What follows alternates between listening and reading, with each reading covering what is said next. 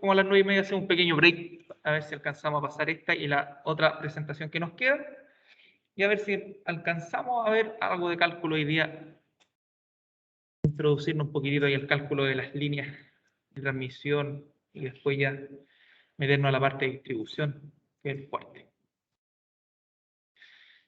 Bueno, recordando lo último que vimos el martes, ¿no es cierto? Hicimos el análisis de casos donde se separaron en parejas, donde acá trabajaron en parejas las dos personas que estaban presenciales.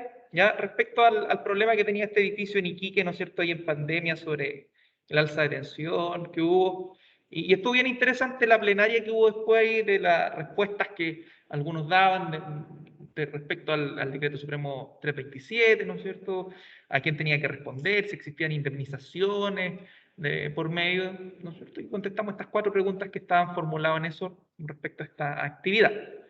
Aquí hay un afiche que yo saqué, lo había sacado, ¿sabes?, de la página del Ministerio de Energía.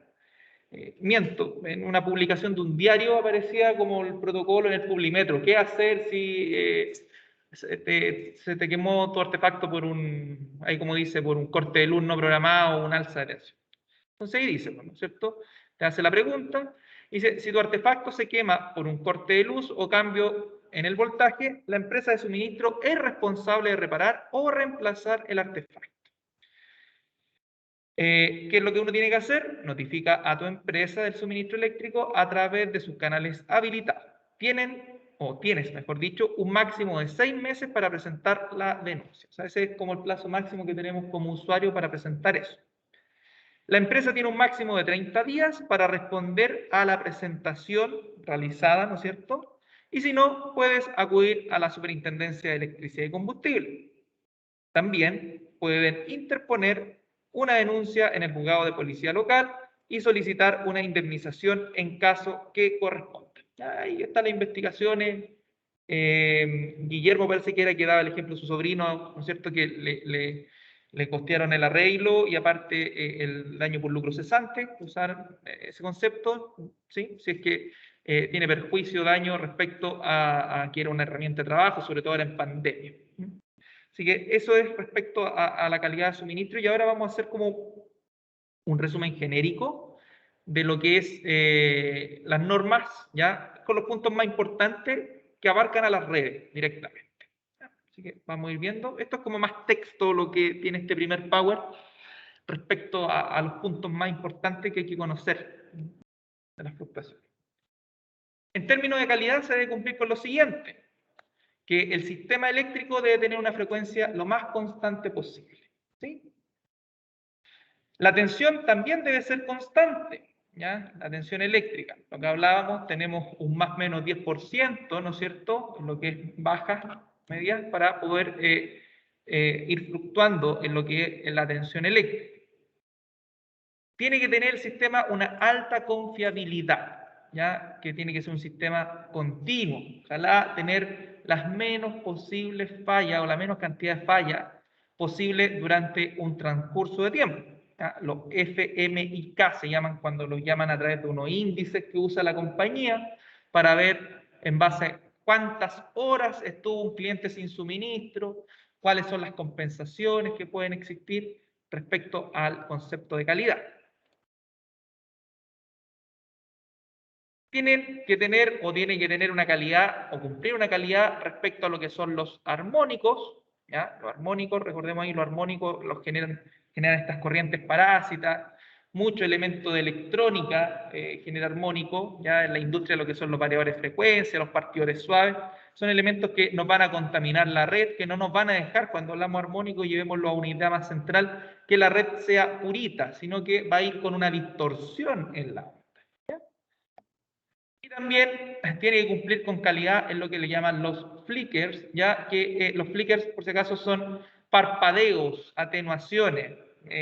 Típico ver cuando alguien conecta algo que consuma mucho, ¿no es cierto? Si tenemos una casa y ponemos el hervidor, por ejemplo, una casa, típico que baja la intensidad lumínica que tenemos de la ampolleta. Si conecto una máquina a soldar, ¿no es cierto?, vamos a tener parpadeo.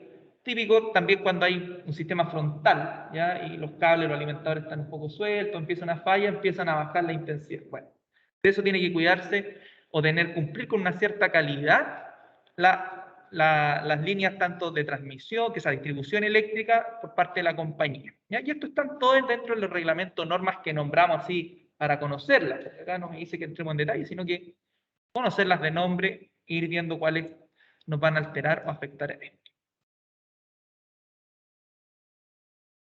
En el marco conceptual respecto a la confiabilidad, ¿ya?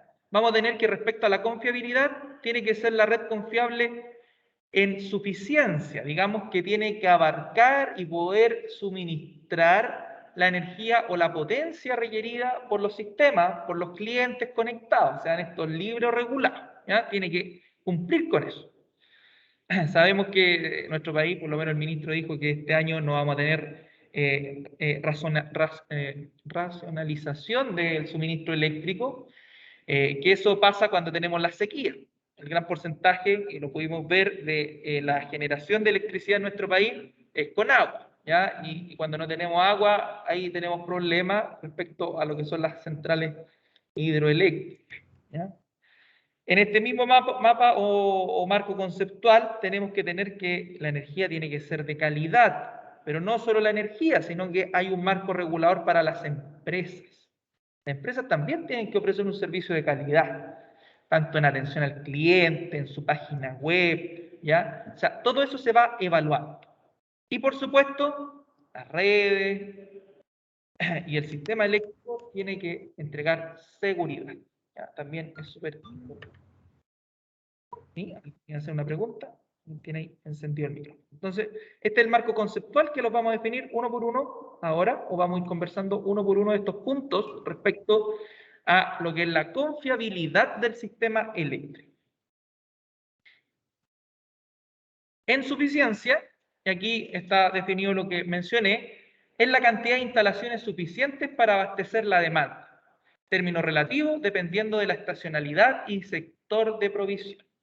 Cuando hablo de la cantidad de instalaciones, son las centrales. Lo que hablábamos al inicio de este curso, cuando lo tomé yo recién, ¿no es cierto? Que hay un mapa, un plano que dice que las más económicas, ¿no es cierto? Las de pasada, las de embalse, ya, que después, bueno, antes de eso están las de energía renovable, ¿no es cierto? Pasada, embalse, la hidroeléctrica, después entran las de petróleo, carbón, gas, y ahí va subiendo según sus costos, pero estas instalaciones tienen que ser suficientes. Se han cerrado instalaciones y sabemos cuál es la propuesta y la meta del gobierno de cerrar instalaciones eléctricas que estén en este marco contaminante, ¿no es cierto? Que no sean a la generación, ¿ya? Pero están ahí conectadas a la red, digamos que en algún momento se pueden echar a andar. ¿Hay alguien que tiene encendido el micrófono? Le pido que lo apague, por favor, porque hace ruido ahí cuando mueve algunas cositas, parece, de su escritorio. ¿Ya? Y en términos relativos también, ¿no es cierto?, la suficiencia, como bien dice acá, depende de la estacionalidad. Lo que le hablaba hace poquitito, si es un año seco, si es un año lluvioso, todo eso nos va a servir respecto a esta cantidad de instalaciones, porque yo puedo tener una montonera de instalaciones, ¿ya? Pero ¿qué saco con tener una central hidroeléctrica en el medio del desierto? No va a funcionar, sería como ilógico, ¿no es cierto? Entonces va a depender de eso y del sector de provisión al cual yo le estoy ofreciendo. Entonces se refiere a las plantas generadoras. Las plantas generadoras. Y que tienen que ser capaces de solventar la potencia que el cliente me está solicitando. Y el cliente somos todos los que estamos conectados a la red troncal. En cuanto a la seguridad del servicio, aquí me pasé del primer punto al último, la calidad la vamos a dejar al medio porque abarcan varias cosas. Es la capacidad de respuesta del sistema o parte de él para soportar contingencias y minimizar las pérdidas de consumo a través de respaldos y prestaciones de servicios complementarios. SSCC, servicios complementarios. En plural, eso significa esa abreviación. A ver, es la capacidad de respuesta de este sistema. Sabemos que el sistema tiene que ser robusto, confiable. Yo creo que el último gran apagón que tuvimos, que fue como desde La Serena hasta Concepción, tiene que haber sido como en el 2012, por ahí, después del terremoto, que hubo un tremendo apagón en el troncal, en el sistema. ¿Ya? El sistema tiene que ser confiable y tratar de minimizar esas pérdidas y tener respaldo. Por eso hablábamos y conocíamos también antes de entrar a esto de las normas, conocimos lo que fueron las redes radial puras, ¿no es cierto?, que decíamos que no eran tan confiables, porque si fallaba una parte era como un circuito serie. Si fallaba, se apagaba todo lo demás. No había nada más que estuviera entregando el sistema. ¿No es cierto? Estaban las radial interconectadas también, que esa era mejorcito, porque fallaba una parte y otra parte del sistema podía estar entregando la energía y solo quedaba una parte desconectada. Estaban las tipo malla, ¿ya? O sea, teníamos un sinfín de redes que son robustas en sí y que tienen este respaldo y pueden seguir entregando el servicio. Alguien la semana pasada también hablaba de las personas electrodependientes, ¿no es cierto? Que hay una ley que protege respecto a que ellos deben tener una seguridad y una calidad y un suministro constante respecto a su condición. ¿Ya? Y eso, si ustedes conocen a alguien electrodependiente, tiene que presentarlo, su documentación correspondiente, y la compañía de distribución de su sector tiene que ofrecerle un servicio o algo que le respalde que él pueda tener energía de forma constante. Cuando hablamos de persona electrodependiente, para que el que no maneje el concepto, son gente que dependen de una máquina, de la electricidad para poder vivir, ¿ya? Conectado a alguna máquina. Entonces, a eso hace referencia a grandes rasgos la seguridad del servicio y a qué es lo que tienen que cuidar las compañías respecto a esto. Por si acaso, abarca desde la generadora, la empresa de transmisión y la empresa encargada de la distribución. Está para las tres respecto a la seguridad del servicio. Esta seguridad del servicio también va a estar abarcado o puede estar en lo que es la regulación de frecuencia y la regulación de tensión. Minimizar, como ahí dice, las pérdidas de los consumos, ¿cierto? Que estas tensiones estén ahí dentro del marco regulatorio como corresponde, y también las frecuencias deben estar dentro de los porcentajes correspondientes, 49.8 Hz y 50.3, si mal no equivoco. Entonces, hay que estar dentro de eso. Voy a silenciar a la persona que está ahí. Déjenme silenciarlo a dos porque...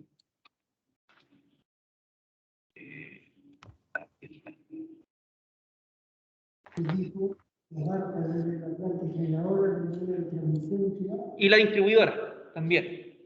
Acá, por si acaso, me preguntan qué es lo que mencioné anteriormente respecto a quiénes abarca este tema. En lo que es la calidad del servicio, ¿ya? Que era la parte central, siempre está el centro en los mapas de conceptuales. La calidad del servicio se va a referir a la calidad del producto, ¿ya? La variable eléctrica, ¿no es cierto? Que la tensión, que la magnitud de esta tensión sea la que corresponda, la frecuencia, que la contaminación armónica de la tensión no sea mayor, ¿no es cierto? Que el suministro sea instantáneo. Bueno, sobre esas variables eléctricas es lo que se preocupa en cuanto a la calidad del producto, ¿ya? Porque la calidad del servicio tiene ítems como calidad del producto. Y también va a estar la calidad del suministro. El producto, ¿quién es el que genera el producto? La generadora. Ellos no están generando el producto, ellos tienen que entregar algo ya más purito, más limpio a la línea de transmisión, y la línea de transmisión también tiene sus parámetros correspondientes, que hoy día deberíamos empezar a calcularlos, para que la distribuidora entregue el suministro final a los clientes. Y la calidad en el suministro va relacionado con los cortes e interrupciones, ¿ya? Que no sean cortes muy grandes, fluctuaciones de cortes muy grandes. Importa la duración de estos cortes, la frecuencia con la que se hagan estos cortes y la profundidad de la interrupción del suministro. Cuando uno habla de la profundidad, es cuánto abarca. Si abarca 2 cuadras, 3 cuadras, 1 cuadra, a eso habla con la profundidad. Ya se abarca una comuna, ¿sí? Antes de ayer parece que Providencia, Recoleta, hartas comunas tenían como un corte grande, o era de agua parece que el corte que había, ¿ya? Pero a eso habla o hacen relación en cuanto a la calidad del suministro. Existen cortes que son programados, ¿no es cierto?, que la compañía nos avisa, y existen cortes que no son programados. Cuando yo quiero interconectar una nueva línea, por ejemplo, o entregarle, por ejemplo, energía a un transformador o una nueva línea a una villa, generalmente se programan los cortes que duran 1 minuto, 2 minutos, hasta que conectemos lo que son los fusibles y los equipos ahí de conexión respecto a estas nuevas instalaciones que vamos a hacer. ¿Ya? Pero eso es importante en cuanto a la calidad, y que la frecuencia no sea constante. Respecto a los cortes, o sea, tener cortes todos los días, ciertas horas, ya importa en cuanto a la calidad del suministro eléctrico. ¿Ya?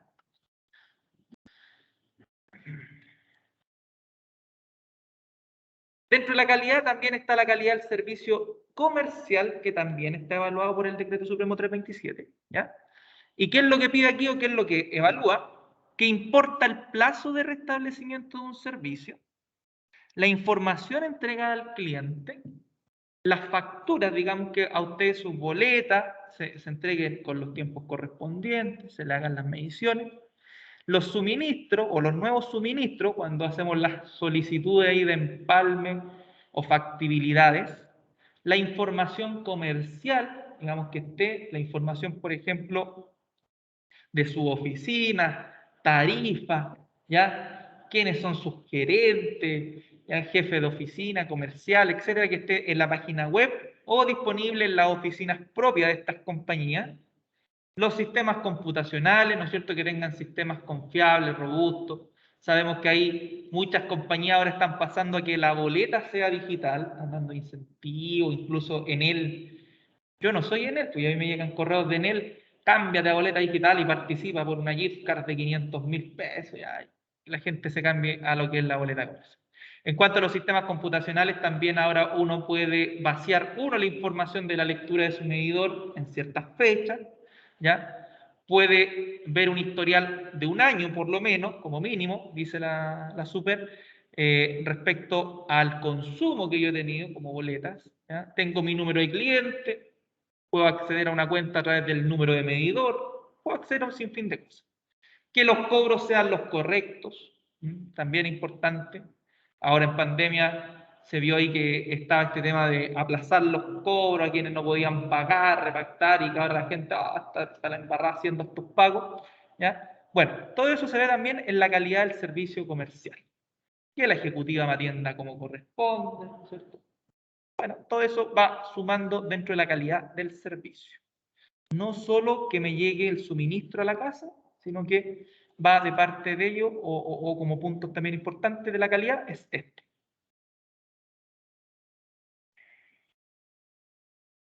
Y todo esto, lo que hemos hablado hasta el momento, está en el Decreto Supremo 327, entre el artículo 222 y 223, que ya es lo que le había dicho la semana pasada, el martes que sea. Decreto Supremo 327.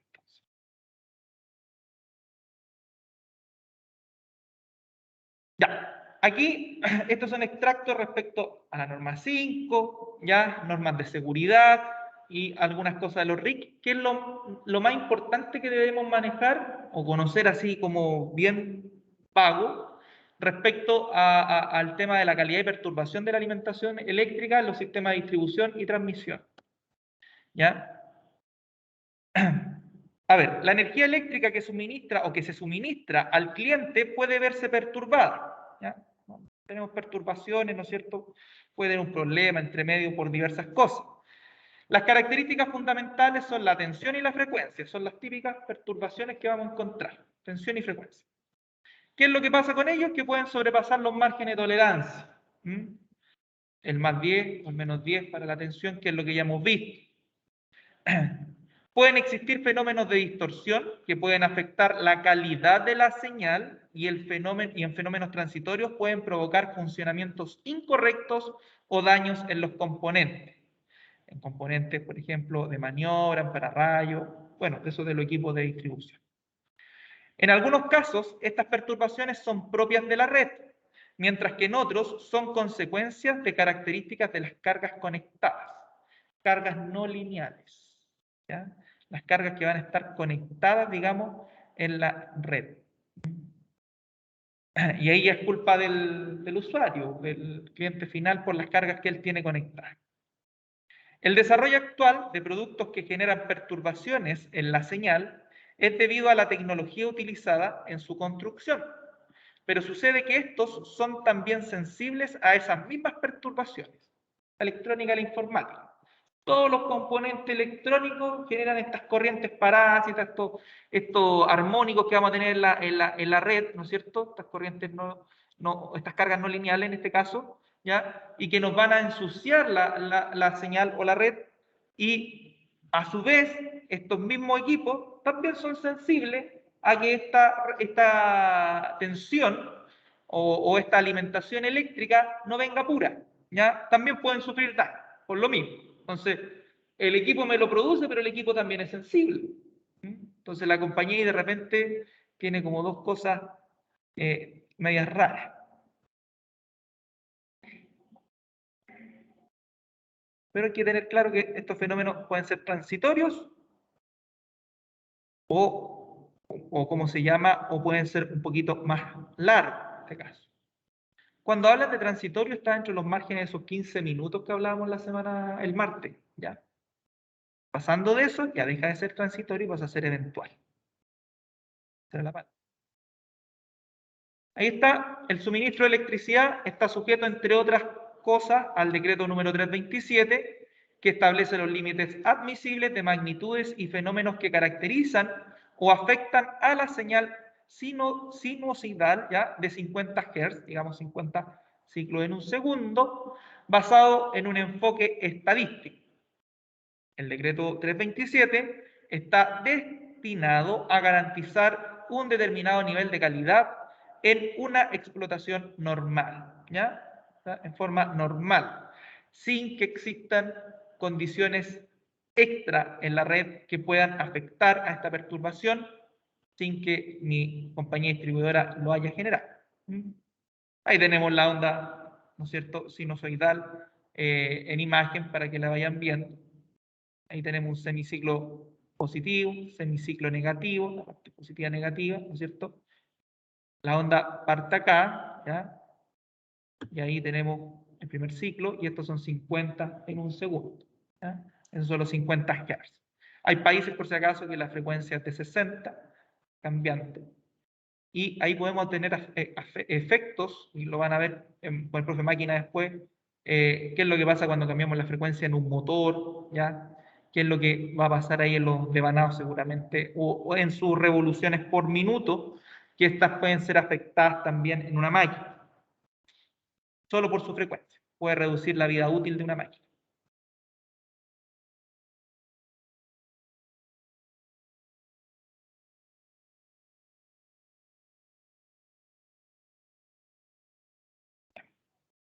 Esperando que terminen de anotar sus compañeros acá. Y la cambio.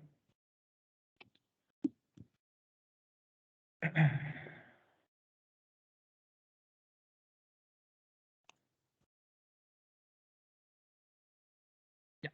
La frecuencia de una señal debe ser de 50 Hz en condiciones normales de operación.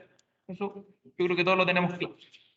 Su valor promedio medido en intervalos de tiempo de 10 segundos durante todo periodo de 7 días corridos deberá encontrarse en los siguientes rangos. Los rangos siguientes. Letra A. Sistemas con capacidad instalada de generación superior a 100 megawatts.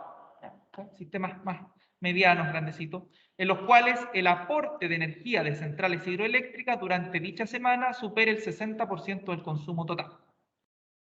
Digamos, durante esas mediciones que se hacen arriba, este es el primer caso, ¿ya? Y esto es para las centrales, generación-transmisión, dice que la frecuencia debe ser sobre 49,8 Hz, no inferior a eso, 49,8 Hz.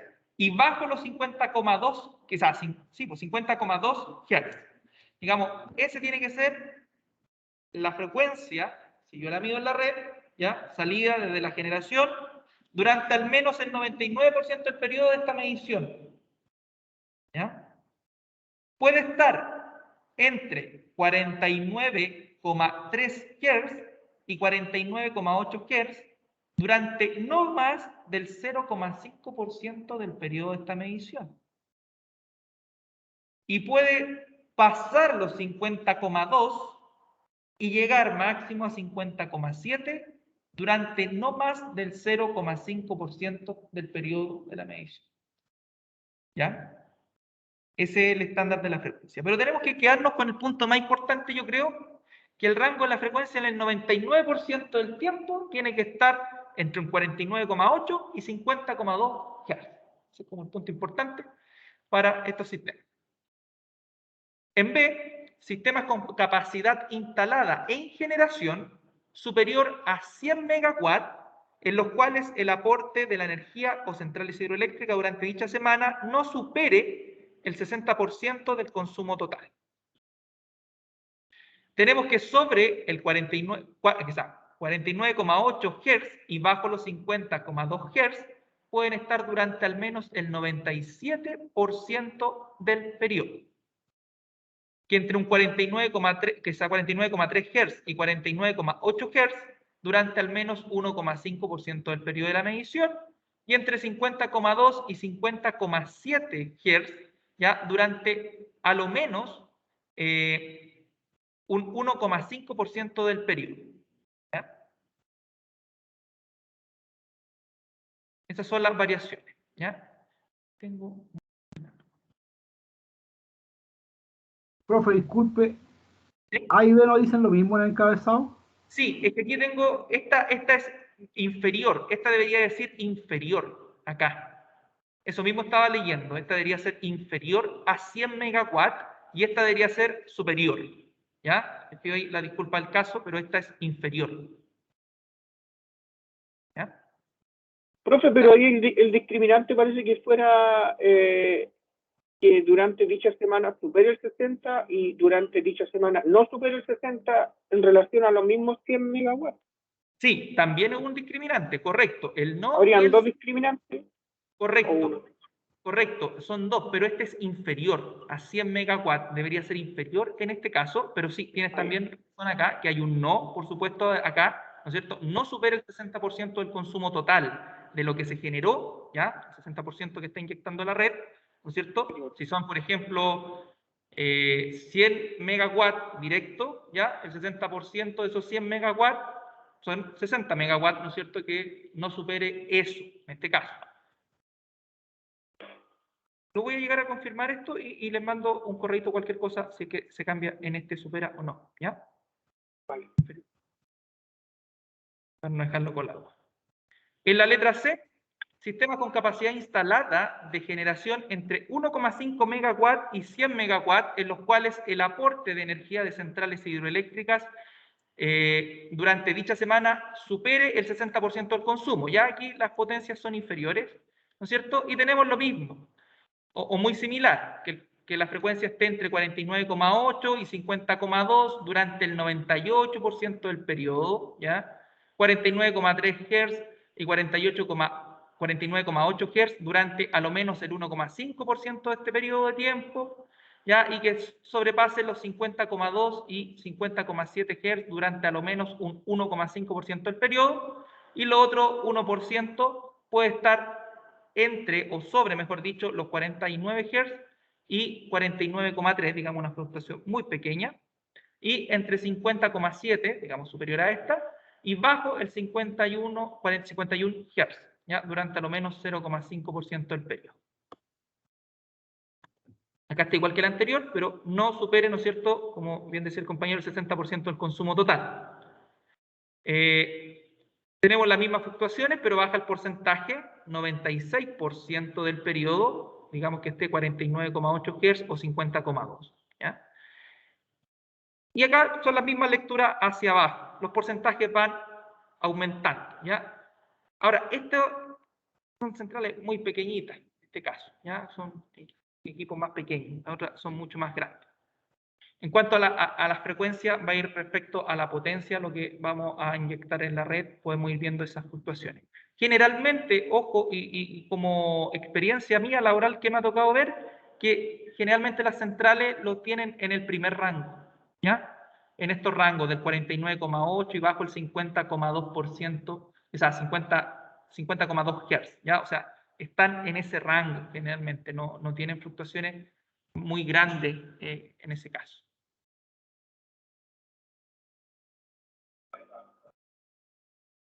Y esta es la última, que es la condición E, respecto a la frecuencia, que son con capacidad instalada en generación menor a 1,5 megawatts. Bien pequeñita. Ahí están las famosas generadoras pequeñas cooperativas de pasada, generalmente. ¿Ya? Y el rango de frecuencia también, todas parten de 49,8 y 50,2, pero aquí el 94% del periodo, ¿ya?, de medición. Y tenemos los mismos rangos, y aquí este que en el anterior era 3, en otro era 1,5 y en el otro era 1, acá aumenta a un 4%, en el que todo lo anterior era 0,5%, en este caso está en un 2%. ¿Ya? Son generadores que no afectan tanto a la red, o sea, lo que están inyectando es menor a una gran empresa generadora, ¿no es cierto? Una central grandota, comparado con esta que es más pequeñita, la variación es como nada, ya, o sea, no es que afecte tanto en el sistema.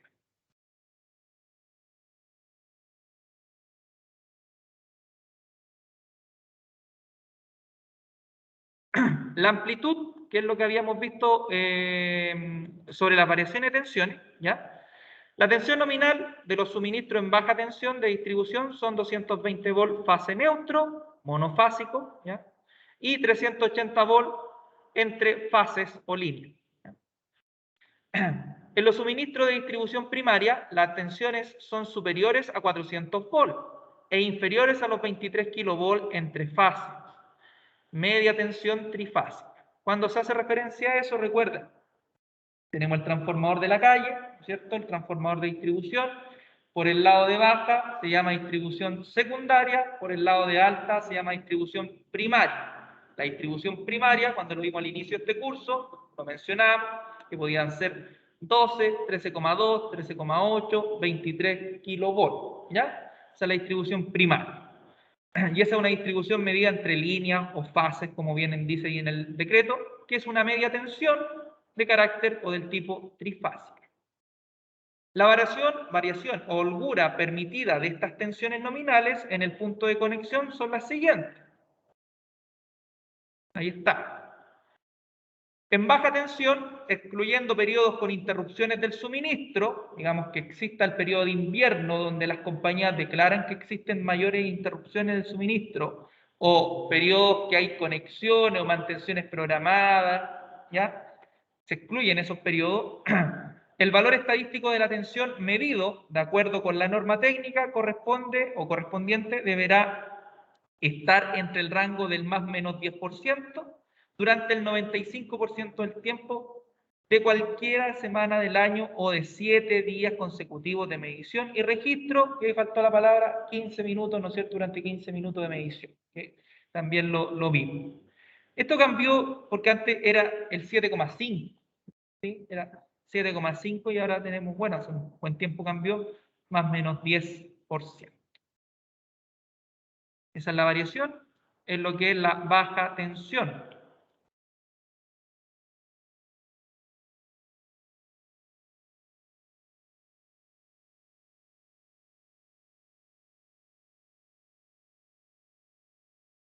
Bueno, aquí no le cambié eso del 7,5S. Ya. En media tensión, excluyendo el periodo con interrupciones del suministro, el valor estadístico de la tensión medido, de acuerdo con la norma técnica correspondiente, deberá estar dentro del rango del más menos 7,5% durante el 95% del tiempo, disculpen, de cualquier semana del año o de los 7 días consecutivos de medición y registro. Y en alta tensión, aquí se clasifica, eso sí, recuerden que en alta tensión podemos tener diversos rangos. La tensión nominal, por ejemplo, en las líneas de 154 kV, cada vez menos utilizadas y superiores a esta. Y ahí son sistemas de transmisión, aunque tenemos 66 también. Excluyendo los periodos con interrupción del suministro, el valor estadístico de tensión medido, de acuerdo con la norma técnica correspondiente, deberá estar dentro de un rango de más o menos 5% durante el 95% del tiempo de cualquier semana del año o 7 días consecutivos de medición y registro. ¿Ya? Aquí no hace referencia todavía a lo que son las subtransmisiones, que eran las líneas de 44, 66, que también habíamos mencionado, sino que dice en este caso de 154 kilovolts y superiores.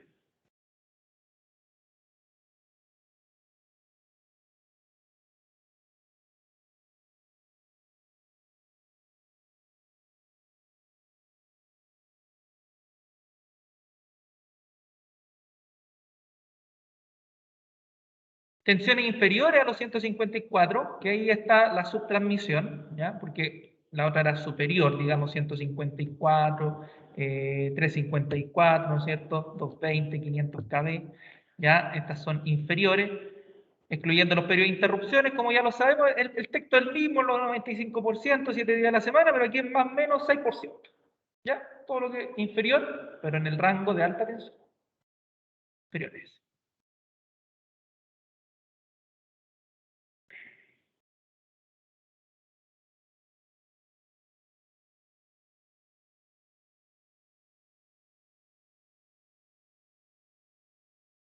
Profe, disculpe, dijo inferior a 154 en transmisión. Claro, subtransmisión lo que se conoce, por ejemplo, el 44, 32, 66 kb. Aunque la otra vez yo les decía que ahora los 66 kb, acá en Chile el coordinador lo está considerando como transmisión, ¿ya? Pero en mucha literatura o norma técnica todavía aparece como los 66 como subtransmisión. Entonces ahí hay como un choque de términos, porque no coincidiría que el coordinador, a lo mejor cuando actualicen ciertas otras cosas, lo considere 66 como transmisión o subtransmisión. Ya están ahí como en veremos. Pero todo lo que es inferior a 154 sería como una subtransmisión. 110 se considera transmisión, por si acaso, pero está, dentro de las normas los bajan, los suben, van clasificándolo de forma distinta, por eso hay que ir leyéndolas cada cierto tiempo. ¿Ya? Pero todo lo inferior de esto, más o menos 6% la tensión nominal. Y con esto terminamos acá en esta parte. Las fluctuaciones de voltaje, ¿no es cierto?, son modificaciones en la amplitud de la señal de la alimentación y en términos de aumento o disminución respecto del valor nominal de la tensión de la red del suministro. Se caracterizan fundamentalmente por su tiempo de existencia, clasificándolas en las que son cortas o larga duración. Las fluctuaciones de corta duración pueden ser instantáneas, momentáneas o temporales. ¿Ya? Se pueden clasificar en cualquiera de estas tres. Ahí están las fluctuaciones de voltaje, por lo que decíamos, que no son, digamos, no están dentro de este más o menos 10% respecto a él. ¿Ya? Pero según estas mediciones que hagan, se pueden catalogar como que son fluctuaciones momentáneas, instantáneas o temporales, dependiendo de los tipos. Y nos queda que nos metamos en este cuento ahora.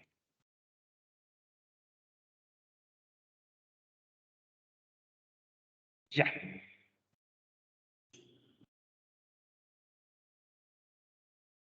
Vamos a ir a este cuento.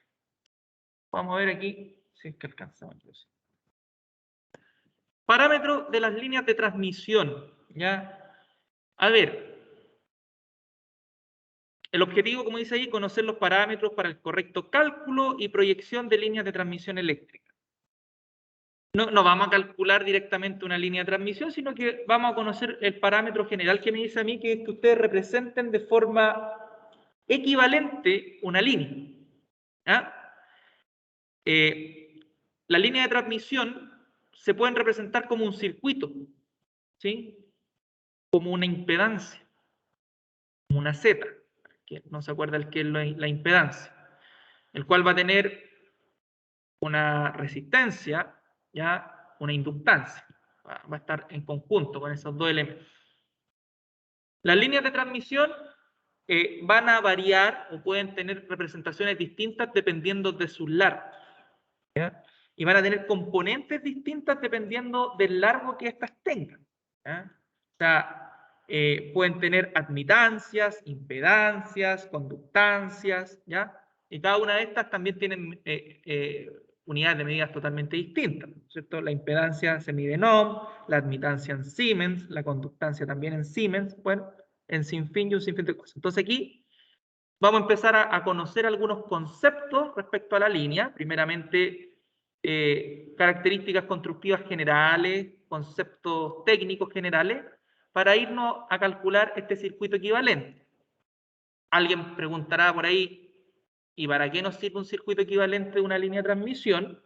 Nos sirve para calcular las pérdidas que va a tener esta línea, la potencia que puede transmitir esta línea, la corriente que puede transmitir esta línea, en base al conductor que tiene la línea. Vamos a partir con la transmisión para después irnos al transformador de distribución y después calcular las potencias en las líneas de los transformadores de distribución. ¿Ya? Vamos a ir como con ese ciclo.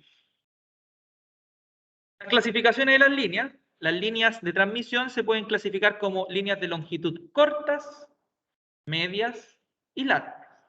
¿Ya? Esas son las clasificaciones. O sea, van a existir líneas cortas, medias y largas.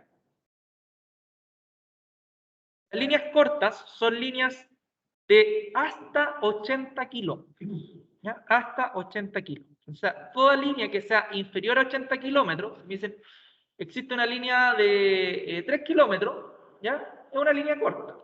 Una línea de 500 metros es una línea corta. De 79 kilómetros una línea corta. 80 kilómetros es una línea corta. ¿Ya? Ahí salió, nada que ver el dibujo. Las líneas de longitud media son de 81 hasta 150 kilómetros. ¿Ya? O sea, el rango de 81 a 150 kilómetros de largo, estamos hablando de kilómetros, ojo, son líneas de longitud media. Y todo lo que esté sobre los 150 kilómetros siguen siendo líneas de longitud media, larga, pasan a ser líneas de longitud larga. ¿Ya? Sobre los 150 kilómetros.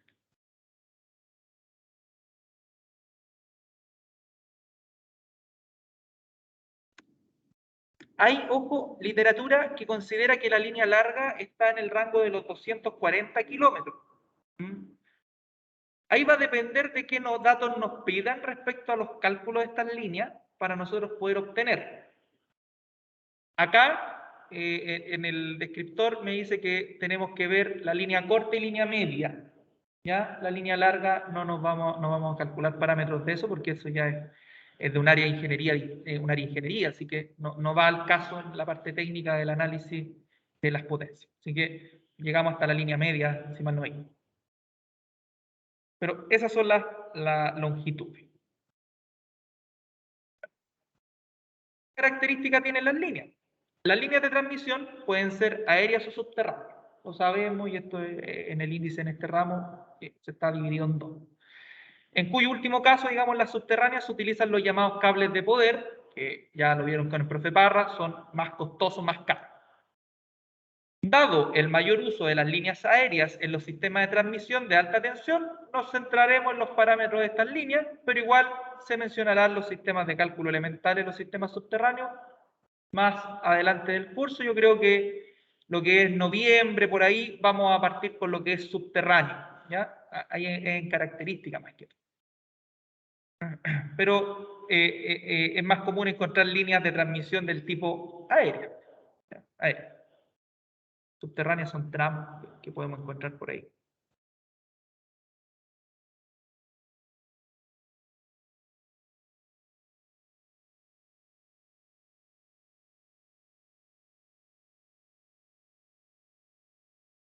Descripción física.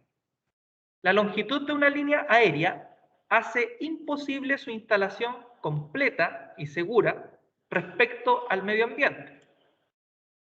Para evitar el contacto indeseado con los conductores energizados, fruto del error humano que podría ser, ¿no es cierto?, se ha hecho necesario suspender los conductores de torres o estructuras especiales a una altura tal que en las peores condiciones de calentamiento, sea por agua y temperatura ambiente, la parte más baja de este conductor quede a más de unos 5,5 metros de altura. ¿Ya? Digamos, si existe ahí un desperfecto o una dilatación del conductor, la idea es que quede a una altura superior de 5,5 metros. ¿Ya? Para eso, por supuesto, hay gente que se dedica a esos cálculos de flecha, cálculos de estructura, cálculos de los aisladores, para poder proyectar. ¿Ya?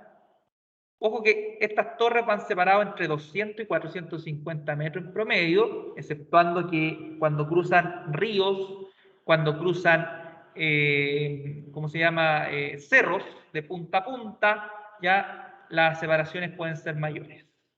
Y ahí, por supuesto, también su anclaje cambia. Aquí están las separaciones típicas de esta tablita de las líneas aéreas, ¿ya? Donde tenemos en base a las tensiones que podemos encontrar de las líneas, por ejemplo, una tensión de 15 kilovolt, 23 kilovolt, 66, 110, 154, 220, 500. Aquí está la separación de fases en metros. La separación de fases tiene un nombre que se llama distancia media geométrica, DMG, distancia media geométrica, que es la raíz cúbica de los puntos entre cables. La vamos a ver. Por ejemplo, si la línea, esta línea pequeñita, chica, de baja tensión, transporta 15 kilovolts, la separación de fases debería estar entre 1 a 1,4 metros, una de otra. Si transporta entre 23 kilovolts que sea, 1,4 a 1,6 metros. 66 entre 2 a 3 metros de separación. 110 entre 3 a 5 metros. 154 entre 4,5 a 6 metros. ¿Ya? 220 entre 5 y 7,5 y 500 entre 2 a 14. Esto entre cable y cable de separación. ¿Ya? Tenemos ahí la separación. Ahora, la altura de la torre también está como normado, estandarizada en promedio. Y en metros, por ejemplo, si la línea tiene 15 o lleva los 15 kilovolts, entre 2 y 13 metros, ¿no es cierto? Si transporta 110 entre 15 y 21, las de 220 entre 21 y 30, y las de 500 entre 30 y 38 metros de altura. ¿Ya? O sea, a mayor tensión, los parámetros de separación y de altura son mayores. ¿Ya? Número de aisladores, ya que el aislador puede ser de vidrio templado, ¿no es cierto? Porcelana, resina, otros también. Las torres, por ejemplo, o las de 15, un aislador. Las de 110, 7 a 10 aisladores, ¿ya? Las de 154 entre 8 y 11, y las de 500 entre 20 y 38 aisladores.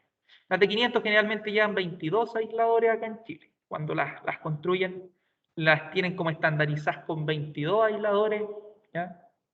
Como campana. Altura del conductor respecto al suelo, ¿ya? A distancia del suelo al conductor, generando esa flecha por si acaso, ¿ya? Tenemos, por ejemplo, que la de 15 entre 5,5 y 6,6 metros, ¿ya? Generalmente esta la van a dejar en sus puntos máximos, porque ese 5,5 es donde debería llegar si es que presenta, digamos, una dilatación del conductor. Esa es la altura mínima que él debería llegar con esa guatita. Entonces generalmente lo van a dejar a 6,6. Profe, consulta. ¿Sí? Consulta, profe. La variable temperatura no se considera aquí. Sí, para el cálculo sí, se considera. Se considera, correcto. Cuando hacen el cálculo de flecha, ¿ya? Se considera lo que es la variable temperatura, ¿cierto? Porque sabemos que en invierno, por el frío, el conductor se va a contraer, ¿no es cierto? Se va a estirar. Y con el calor se va a dilatar, ¿ya? El material sabemos que va a ceder un poquitito. Entonces, cuando hacen este cálculo aquí de la flecha, ¿ya? Se considera ese fenómeno de temperatura, se considera la resistencia mecánica del conductor y en base también al material del conductor. El conductor, en lo que es alta, es netamente aluminio, ¿ya? Aluminio. Aunque tiene menor conductividad que el cobre, lo hace mucho más liviano también el aluminio, ¿no es cierto? Y las torres, su estructura va a poder afirmar estos conductores y la torre tampoco va a ser tan elevada. Distancia mínima a conductor, ¿ya? Tenemos, por ejemplo, cuando hablamos de distancia mínima a conductor, se le habla en una distancia, por ejemplo, si son, a ver, ¿cómo se le dice? Líneas paralelas. Ustedes le han dicho que por un brazo pueden llevar 3 fases, 3R, 3S y 3T, ¿ya? También a conductor. La distancia entre R y S, por ejemplo, entre S y T, ¿ya? Pueden tenerla acá, ¿cierto? Acá tenemos, por ejemplo, que esta tiene una distancia a conductor entre 5 metros, por ejemplo, ¿cierto? Entre 5 metros. ¿Ya? Tenemos, bueno, ahí están las distancias respecto a las tensiones y el ancho de faja de servidumbre, ¿ya? Lo que es la faja servidumbre es donde va la torre está puesta y hay un área que no se puede usar abajo de ella, ¿ya? Que es un área que se llama faja de servidumbre. Hay muchos proyectos inmobiliarios o de constructora que construyen las casas, hacen las casas y claro, pasan torres de alta tensión y donde van las torres hacen parque abajo. Me tocó verla otra vez una vez que hicieron una cancha de fútbol abajo de la torre de alta tensión, ¿ya? Una torre de 220, pero no se puede, ¿ya? Porque eso es una faja de servidumbre que está como expropiado. Sí, lo que pueden hacer es un bandejón central, como con parque, cosas así, pero no con juegos, sino que con uso esporádico para caminar, una ciclovía, ¿ya? No que se concentre gente en masa en ese lugar, ¿ya? No se puede concentrar. Tenemos el vano, por si acaso aquí, el vano o paso, ¿ya? Esto se le llama vano paso, la separación entre estructuras, que puede variar entre 200 y 450 metros, como les decía, entre torre y torre. Esta mirada así de lado la torre, ¿ya? Y este paso o vano puede aumentar si es que en un río, si el río tiene más de 450 metros de ancho, ¿no es cierto? Voy a tener que aumentar ese paso, ¿ya? O voy a tener que aumentar si es en una montaña. Sabemos que aquí, por ejemplo, Peñalolén, en la Cota 1000, en los cerros hay una línea de 110. Bueno, yo con la línea que corre ahí desde las Perdizas hacia arriba. Entonces, al incremento de las dimensiones físicas, ¿sí? ¿Sí, sí? Con el ancho de la servidumbre, decía, ¿ese de dónde se toman los metros? ¿Desde qué punto? Ya, los metros, las torres deberían quedar cerradas o se toma desde el pie, digamos, de la torre, si no tiene un arco de cierre o un perimetral se le llama, ya, de cierre, se toma desde el punto desde la base de la torre. ¿Ya? Desde acá, desde el primer punto, digamos, de la parte inferior, se toma las distancias de ese ancho de faja de servidumbre. ¿Ya? Si está cerrado, que muchas veces le ponen abajo esa malla ACMA, ¿no es cierto? La cierran ahí con esas mallas, desde la salida de la malla hacia acá, porque generalmente esa malla debe estar como 1 metro nomás desde el pie de la torre. ¿Sí? Por eso tiene una variable como bien grande, de 3 metros casi. Gracias. ¿Sí?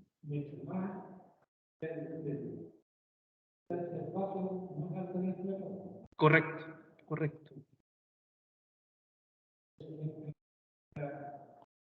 La altura mínima, correcto. Acá Miguel me hace referente a mientras más alta la torre, ¿no es cierto? ¿Cierto? Tiene que existir ahí una altura mínima respecto a lo que es la diferencia entre el conductor y el suelo, ¿no es cierto? Entonces, más grande va a ser esa altura mínima que se pide, ¿ya? Pero en cualquiera sean las condiciones, mínimo tiene que quedar a 5,5 metros del piso, ¿ya? Sea una torre de 500 kilos o de 15. Al incremento de las dimensiones físicas de la estructura, ¿cierto? Mientras más grande, contribuye la necesidad de separar los conductores de las 3 fases en una distancia tal que la tensión aplicada no haga saltar el arco. Sabemos que se genera un arco eléctrico, lo hablamos, todo conductor recorrido por una corriente también genera un campo magnético y ese campo magnético nos puede afectar uno de otro y pueden inducir estas corrientes entre ellos, ¿ya? Entonces, por eso tienen estas separaciones. Y que no genere este arco, esta flecha, esta descarga, ¿cierto? Que se puede generar. Aunque las separaciones se alteren por efectos del viento o de las cargas del hielo o nieve en invierno, dependiendo de dónde estén ubicadas las torres, estas separaciones dependen a su vez de la longitud del vano o paso, la separación de las torres, ¿ya? De la flecha, ¿cierto? La guatita que se genera en el cable y del tipo de estructura también a la que esté. Ustedes alcanzaron a ver alguna estructura ahí con el profesor Parra, que también después más adelante las vamos a volver a mencionar respecto a, porque hay unas que son más grandotas, ¿no es cierto? Hay unas que tienen solo paso, como lo vimos anteriormente en el dibujito, solo los aisladores, ¿no es cierto? Y un arco tipo pi, que le llaman, ¿ya? Están las torres tipo vaca, también, ¿ya? Que son unas triangulares, ¿ya? también. Bueno, hay una montonera. Hay dos tipos de estructuras. Las estructuras de suspensión, que se usan en los tramos rectos de las líneas, donde deben resistir básicamente el peso de los conductores, más algunos esfuerzos laterales del viento. No tienen mayores problemas, sino que en el camino es casi recto, no hay dobles, ¿no es cierto? No hay alteraciones, no hay que pasar por una carretera, no hay que pasar por el río, sino que están como todas las condiciones para que la torre pueda suspender o llevar sus conductores sin problema, pero siempre se considera la función del tiempo y la temperatura. Y las estructuras de anclaje, que se ubican en los quiebres de trazado, en los cerros, ¿ya? O en los cruces de carreteras o ferrocarriles, ¿ya? Las que además del peso del conductor deben soportar las distintas combinaciones de esfuerzo que se pueden producir por efecto del viento, hielo, nieve o sobre los conductores o por la cortadura de alguno de ellos, ¿sí? Porque se puede cortar un conductor, ¿cierto? El tirón de este tiene que resistir. Las torres son usualmente de acero galvanizado, ¿ya? Es el material usual para construcción, y durante algunos tiempos se usó también el acero preoxidado, también llamado cortel. Pero en tensiones más bajas, digamos hasta 110, 66 aproximadamente, se emplean mucho los postes de hormigón, y ahora están usando también unas torres no solo de acero, que es un poste macizo tipo metálico de acero galvanizado, ¿ya? Pero que estéticamente ocupa menos espacio. No voy a traer una imagen la próxima semana porque son las que estamos instalando ahí en Bajos de Mena. O están instalando. Se pueden ocupar esas también, ¿ya? O de poste o hormigón, que no hay problema. E incluso madera. En el sur se ven hartas. Las crucetas es nuestro, digamos, lateral, nuestra T, ¿ya? Los brazos donde cuelgan los conductores son normalmente de acero, ¿ya? Las crucetas, por si acaso, es esto. Acá está la cruceta, donde cuelgan aquí nuestros conductores. Nuestros conductores no están adosados a la torre, ¿ya? No está adosado a la torre. Ahí tenemos clásicas torres, ¿no es cierto? De tensión media o de... sí, tensión media podríamos decir, ya que estas son clásicas, llevan aquí líneas de 110, 66, estas típicas de alta 220, 154, y ya estas grandotas, tipo vaca que le dicen también, son torres de 500, generalmente, ya son estructuras de 500. Aquí arriba, ¿no es cierto?, lleva nuestro cable de guardia, acá lleva 2 líneas de cable de guardia, ¿no es cierto?, y la torre, ustedes saben que abajo va con su malla a tierra, ¿ya? Los aisladores, ¿ya? Los aisladores, por su material, que pueden ser porcelana, vidrio templado o polímero. El polímero, uno de los más usados, vidrio templado también se está utilizando mucho, ¿ya? Y según su diseño, los aisladores trabajan bien sometidos a tensiones mecánicas y no tan bien al esfuerzo de compresión que se llama, ¿ya?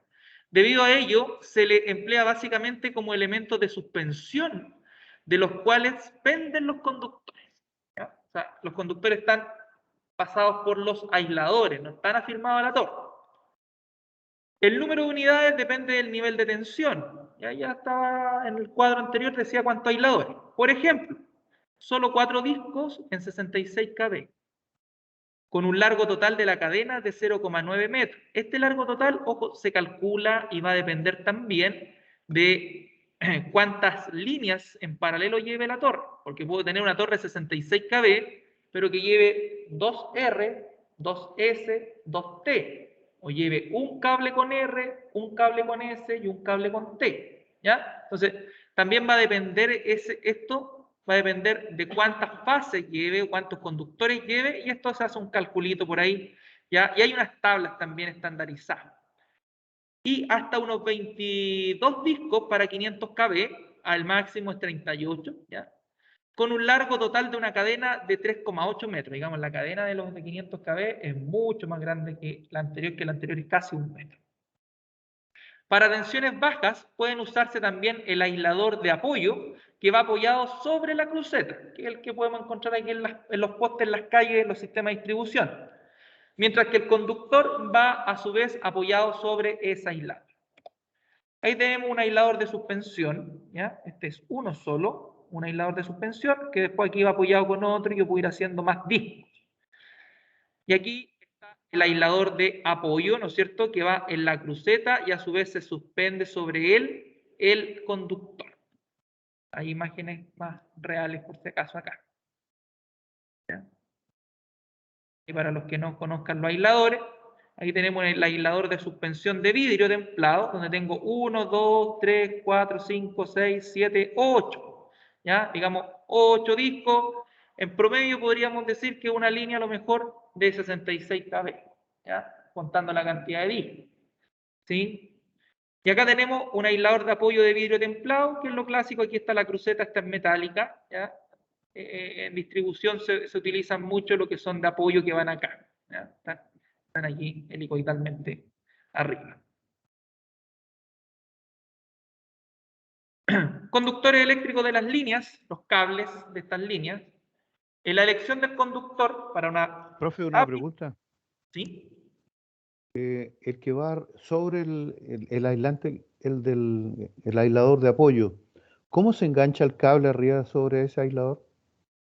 El cable arriba, bueno, lleva una ferretería, no me acuerdo el nombre específico, ya, pero hay una ferretería y un gancho especial. Mira, a ver, acá en esta imagen tenemos. ¿Te fijas acá que es como se llama un bisel, no es biselar? ¿Torcedor? El nombre técnico no es torcedor, pero deja acordarme, lo tengo aquí en la punta de la lengua, ¿ya? Pero lleva una unión de apoyo, ¿ya? La cual te contrae hacia el aislador, ¿ya? Yeah. Para dejarlo fijo, porque como tú dices, no tendría lógica que quedara suelto o que pasara por el costado, ¿cierto? Tiene, me lo tengo, ya, me voy a acordar en un segundo más, ¿ya? Pero tiene un nombre ese enganche o ese conector para dejarlo adosado a lo que es el aislador, ¿ya? Y que quede fijo sobre el aislante. Correcto. Ya, gracias. Cuenta.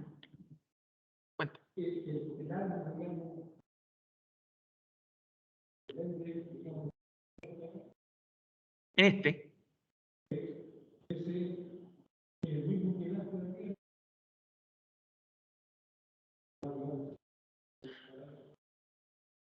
Ya, donde está puesto el aislador, acá me pregunta, el fierro adentro, digamos, ¿cómo está? Pueden ser unidos completos, ¿ya? Los venden, digamos, completo, unidos, uno solo, que tenga los 8 aisladores, ¿ya? Que vaya fijo, o también se pueden ir enganchando y apernando con ferretería, dejando fijo.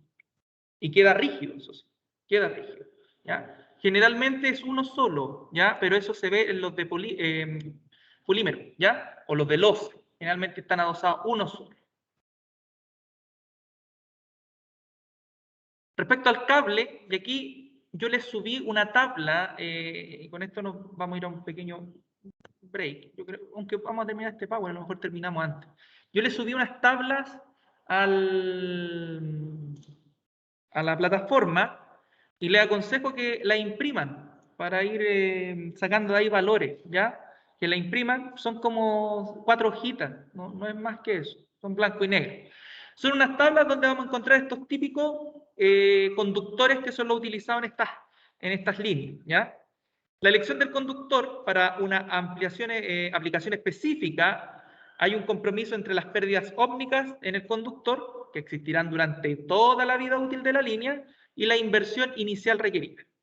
El material casi universalmente usado, sobre todo para tensiones superiores a 100 kV, es el aluminio, ¿ya?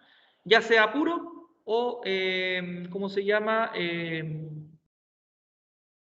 Una aleación. Ya puede haber una aleación ahí, pero generalmente es un aluminio del tipo puro. Designado usualmente como ASC, ¿ya? Aluminio Straight Conductor, ¿ya? Que es un aluminio trenzado, ¿no es cierto? Puro en este caso. Aunque también se utiliza la designación alternativa AAC, ¿ya? Hall Aluminio Conductor, ¿ya? Y en forma de aleación con el nombre de AASC, Aluminum Solid Straight Conductor, y AAC, Aluminio Whole Aluminio Straight Conductor, ¿ya? Que presentan mayor resistencia mecánica. Ese último lleva a diferencia de los demás, lleva una piola en su centro y sobre él va de forma helicoidal, ¿ya? El conductor de aluminio. Presenta una mayor resistencia mecánica o en combinaciones con hebras de acero. Pueden estar mezclados con hebras de acero o teniendo uno solo en su interior. El ACCR, ya, ACSR, aluminio conductor reforzado, ¿no es cierto? O con hebras de aleación, el ACAR, ¿ya? Con una resistencia mecánica aún mayor. Entonces, desde arriba hacia abajo, vamos a encontrar que cada uno tiene su característica. Por ejemplo, este es un conductor AAC, que es el primero, o de los primeros, acá está, ¿ya? Que es un conductor de aluminio trenzado, ¿sí? Trenzado, y ahí tienen su cantidad de hebras. Y aquí tenemos un conductor ACSR, que por el centro, por supuesto, lleva lo que es, ¿cómo se llama? Una piola, puede llevar un material que le da una rigidez mecánica mayor. Lámina, claro, es un conductor de acero que le da una mayor rigidez. Estos conductores, sobre todo el ACSR, hasta los 20 milímetros se llama, son manipulables, tiene un nombre, no es permeable, ¿ya? Son manipulables hasta los 20 milímetros. ¿Qué manipulables? Que son flexibles, entre comillas, ¿ya? Flexibles, que pueden tener mayor flexibilidad, mejor movimiento. Sobre eso ya es distinto. Y se ocupa alambre, ¿no es cierto? Que sea cable, en vez de alambre, porque alambre sabemos que pierde muy rápidamente lo que es su flexibilidad en cuanto al conductor, ¿ya? Pero aquí hay que tener claro que la transmisión, aluminio, lo que nos vamos a encontrar, ¿ya? En conductores de aluminio, y esto, por supuesto, como bien sabemos, ayer alguien preguntaba por la resistividad o la resistencia que también presenta este conductor, ¿ya? O la resistencia, hablemos primeramente de la resistencia. La resistencia del conductor va a depender de la resistividad de este, ¿ya? Por el largo de él y por su sección, digamos, por su longitud dividido en su sección. Resistencia del conductor, resistividad por el largo, resistividad, claro, por el largo, longitud dividido en su sección. De eso va a depender. Ahora, ¿qué es la resistividad? La resistividad, yo creo que ustedes a lo mejor saben, o les mencionó el profesor el año pasado, no es nada más ni nada menos que tomar una resistencia, un parámetro resistivo de un conductor en un metro de largo, con 1 milímetro de espesor. ¿Ya? O sea, el conductor tiene 1 milímetro en 1 metro, ¿ya? Va a presentar una resistencia, que es medida como resistividad, ¿ya? Que es distinta a la resistividad de los terrenos, de los suelos. Por eso la resistividad se mide en ohm por milímetro cuadrado partido por metro, ¿ya? Porque es tomado la muestra en 1 metro en un conductor de 1 milímetro cuadrado. A 20 grados de temperatura. 20 grados de temperatura, correcto. Y eso se puede variar ahí en esa función, ¿ya? Uno puede variar la resistencia y resistividad del conductor en función a una temperatura. Existe un factor que se llama el factor alfa, ¿ya? Que es un factor estándar y es un coeficiente respecto al material de construcción. Si es cobre, si es aluminio, ¿ya? Existen factores y de eso puede variar entonces la resistividad según la temperatura. Ahí parece que tú mismo habías preguntado ese tema. El uso del aluminio se debe al menor costo total que resulta para la línea, sabemos que es mucho más económico, por efecto de su bajo peso específico, 1/3 del peso del cobre, imaginemos, un tercio de esto, que es el otro material interesante de usar, permite incrementar el paso y hacer más livianas las torres, y para tensiones más bajas, donde la ubicación y dimensión de estas torres están condicionadas por otros factores, predomina el uso del cobre, que presenta una conductividad aproximada del 60% superior a la del aluminio. Había dicho anteriormente yo 50, ¿ya? Pero el 60% superior, digamos, el cobre tiene una mejor conductividad.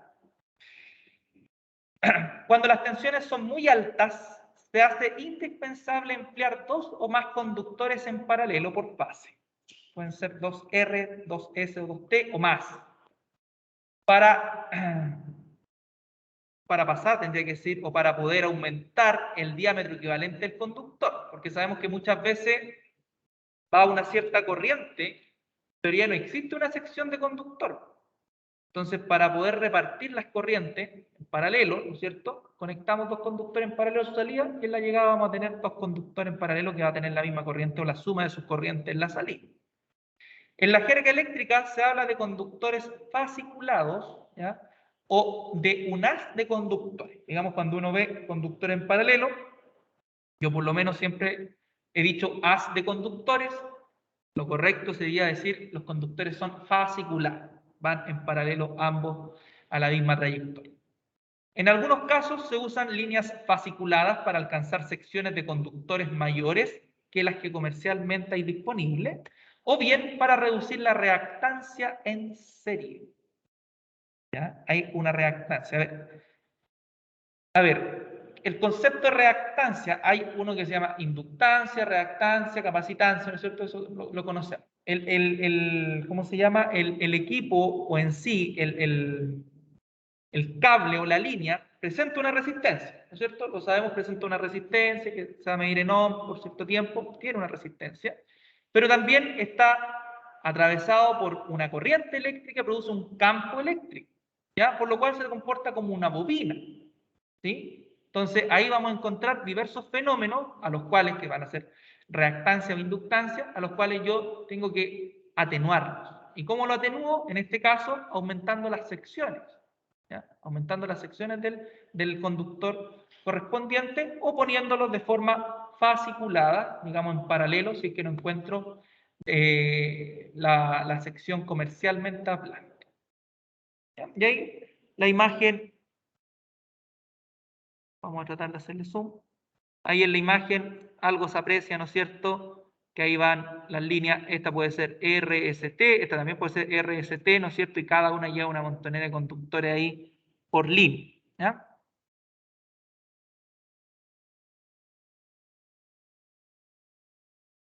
Esta reactancia, ojo, también puede ser en paralelo, pero eso ya es para las líneas largas.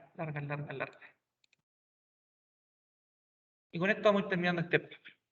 Puesto que los campos electromagnéticos a los cuales están sometidos los conductores son diferentes según sea su posición espacial, digamos su conexión espacial y relativa, en las líneas de cierta longitud se trata de igualar esta situación para las tres fases, haciendo que en los tercios sucesivos de la línea las distintas fases ocupen cada una de las tres posiciones posibles. Eso se llama transposición.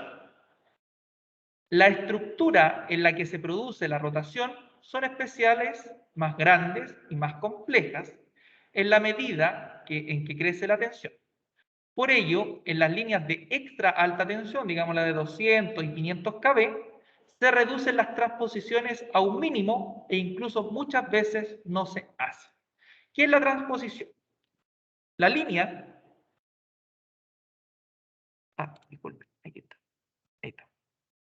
La línea, fijémonos, parte acá, por ejemplo, esta fase, esta otra fase y esta otra fase, RST, parten ordenaditas, y acá se van intercalando, ¿ya? Yo llevo la A que vaya a un punto central, sube, ¿ya? La B pasa por abajo y la C mantiene su lado. Vamos, seguimos. La B ahora toma el punto de la A acá en la esquina, la A toma el punto de la B en un punto central, y la C toma el punto acá que estaba en la B. Se van corriendo. La A toma el punto que estaba en la C toma el punto de la B y la B termina acá en la esquina. También se puede ver en las redes de distribución que uno ve que primero empieza a ver los aisladores de 23, la parte más arriba, hay dos aisladores juntos, después aquí hay uno que está más separado. Hay dos bien juntos, uno más separado. Más allá está al revés. Acá están dos más juntos y este está más separado. Más allá, de nuevo vuelven a ser dos juntos más separados. Se van haciendo unas transposiciones y eso es para disminuir el efecto del campo magnético y las pérdidas que podemos tener en la línea. ¿Ya? Netamente por eso, porque si yo las voy cruzando, voy devolviendo el campo perdido en una línea a otra. También hay un fenómeno y un concepto dentro de esto del campo que es el efecto corona o efecto skin, ¿ya? Que es la pérdida de los electrones que vamos a tener entonces que viajan por la parte posterior del conductor, en las uniones sobre todo, se ve bastante, y eso pasa cuando tenemos un mal cálculo de línea o una mala proyección de estas líneas de transmisión.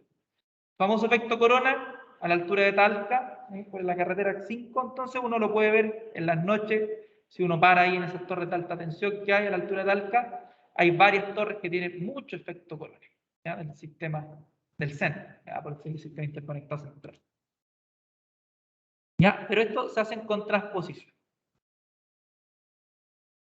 ¿Qué hora es? Harta información. No sé, ustedes díganme, yo sé que deben estar cansados también. Lo que viene ahora es meternos al cálculo de esto.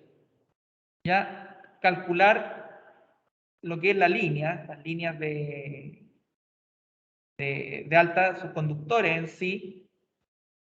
Vamos a aprender a calcular la separación entre líneas, ¿ya? Su reactancia e inductancia. El documento que yo les subí, estimados por si acaso, es este, ¿ya? Y se lo explico aquí, por si acaso, donde dice características de los conductores de cobre comercial. Este es un conductor de cobre de temple duro, con un 97% de conductividad, ¿ya? Y acá están las secciones en milímetros cuadrados, en MCM, ¿ya? Acá están en AWG. Después acá abajo están las que vimos, que nombramos aquí en el Power de aluminio, ¿no es cierto? El ASCR, ¿ya? Aquí están con sus nombres, Kiwi, ¿no es cierto? Falcon, ¿ya? Tienen nombres de flores, muchos, ¿ya? Acá más abajo continúa el ACSR, ¿ya? Que estos tienen nombre de pajaritos. Acá abajo continúa el AAC, es un sello. Y tenemos abajo, en esta tabla de conductores, el AASC, ¿ya? Bueno, acá el conductor, ¿qué es lo que presenta? ¿Qué es lo que nos muestra? En base a su sección, nos muestra la cantidad de hebras que tiene, la sección en un diámetro en milímetros, no milímetros cuadrados, el peso del conductor en kilogramos por kilómetro, la carga, que es el torque en newton metro, la capacidad máxima, ¿ya? O corriente máxima a 75 grados Celsius, la resistencia al conductor, ojo que la resistencia acá la considera a 25 grados Celsius, estas pruebas son hechas a 25 grados Celsius, esta es la resistencia y la unidad de esta resistencia es ohm por kilómetro, o ohm dividido en kilómetro, ¿ya? Nos muestra la reactancia en serie, que es la reactancia serie, se le va a llamar XA, que es la bobina que se genera en el conductor. No es que exista una bobina nuevamente en la línea, nosotros no vamos a ver una bobina ni vamos a ver una resistencia. En la línea hay una reactancia que se produce porque, como ya lo sabemos, todo conductor atravesado por una corriente produce este campo magnético. Y vamos a tener una reactancia en paralelo que se va a llamar XA', que su unidad, ojo, es en mega ohm por kilómetro, ¿ya? Aquí esta reactancia no se llama inductancia, no es una bobina pura, sino que está pasada a su unidad de ohm por kilómetro. Ya fue transformada a través de la fórmula 2pi por F por L. Ya fue transformada y llevada a eso para hacerlo más fácil. Yo aquí me salto una montonera de pasos respecto a calcular la reactancia serie, la resistencia propia del conductor, porque estas tablas ya lo traen. Encuentro que calculen eso, si la tabla lo trae, es como mucho. Pero podemos calcular el circuito equivalente de la línea en base a eso, ¿ya? Esos son los parámetros que trae la línea. Hay que fijarse que trae aquí la frecuencia, son tablas nacionales, 50 Hz, ¿ya? Respecto a... Hay que fijarse que muchos conductores, ojo, en algún momento en la prueba, por ejemplo, traen la misma sección. Por ejemplo, acá este tiene 158 milímetros cuadrados, 158 milímetros cuadrados. ¿Pero qué cambia? A ver, veamos. La cantidad de hebras es la misma, ¿ya? Estas son hebras, por si acaso, la cantidad de hebras que tiene, ¿ya? Y podemos ver que va a variar su resistencia, podría variar en base a la temperatura, ¿ya? Acá tenemos que las resistencias son distintas y también va a variar su torque. ¿Sí? El torque también del conductor es distinto. ¿Ya? Entonces hay variaciones. Algunos tienen la misma sección, pero presentan mayor cantidad de hebras que otros. ¿Ya? Pueden ir variando en esa índole entre conductores, para que lo vayamos viendo. Yo creo, estimado, que lo que es cálculo, para no marear con tanto, porque hoy día era como harta información, podríamos dejarlo para el próximo martes, para, si ustedes gustan, y así no los mareo tanto, porque hay que estar como bien concentrado o medio despejado respecto a lo que es cálculo. Y mi idea, ojo, para comentarles, es que yo voy a hacer ejemplos acá, actividad propuesta, y lo voy a separar en parejas nomás, igual como la otra vez, 10 minutos, desarrollan el ejercicio, lo comparten con su compañero, sí, discuten, volvemos a la sala y vamos viendo, ya, ¿cuánto es el resultado de tantas cosas? Sí, me da tanto, tanto, por esto, tanto, y lo vamos desarrollando entre todos y vemos si llegamos a lo correcto. Y así vamos reforzando para la prueba, para que nos vaya bien, porque entra estos cálculos y aparte, no sé si va a entrar lo que es cálculo de línea media. A lo mejor llegamos al de línea media. La idea es que no entre tanto cálculo y cosas así, pero esto entra sí o sí. Entonces es importante conocerlo. No es complicado saber interpretar la tabla y saber usar la calculadora. ¿Ya? Por lo cual, como el Power en esta parte respecto a la parte constructiva llega hasta esta parte, los dejo en libertad de acción por hoy. Hasta aquí llegaríamos el día de hoy para el martes empezar con lo que son los cálculos directamente y no variar. Le aconsejo nuevamente que impriman la guía para que la tengan ahí. Y se la dejó en Está así en la plataforma, dice cálculo de o tabla conductores, algo así aparece en la plataforma. Déjenme descargar la asistencia. Cargamos la lista. Ya, ahí está. Bueno.